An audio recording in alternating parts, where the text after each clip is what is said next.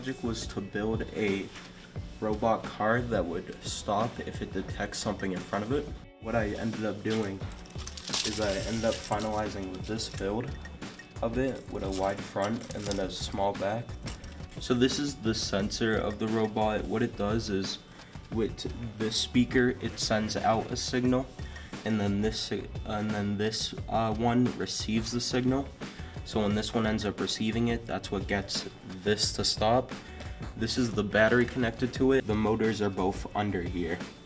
First line of code is just for the robot to wait a few seconds. So the next is a command that starts the sonar. The next command is for the motors to start running. I was gonna show you with 3 different materials. I have cardboard right here, I have paper, and then I was gonna use this metal plate. Just with the cardboard.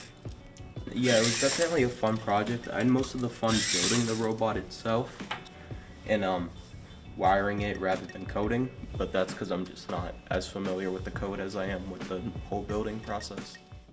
My name is Lily and this is Janaya, and our project is that we created a model 3-floor elevator out of like all of the VEX robotics components that we have. We use Robot C as a programming language. I had to learn like from scratch how to actually do the programming, and I didn't really have much experience with that, so it was pretty difficult, but we got there eventually. This is actually like our 4th design. Originally tried doing it with a lot of different components. Like I used string originally, but because it stretched, it wouldn't completely work. So then I changed it to a chain. I tried to use a shaft and then it kept getting stuck, so I had to change that.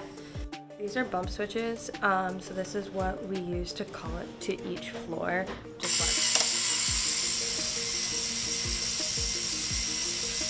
When I finally got it to work, it was like me and Janaya and Doc were all jumping up and down, like freaking out. My name is Max Marchant, and I'm working on a VEX project where I'm trying to score a ball inside of a little goal.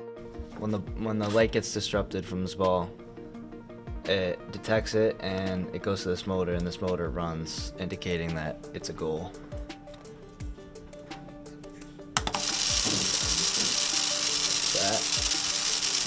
And you stop it, and this little flag spins whenever the ball goes through. Nice little detail I added. Probably the coding was the hardest part because it was a little confusing, and there were some things that it took longer to figure out, like in the coding.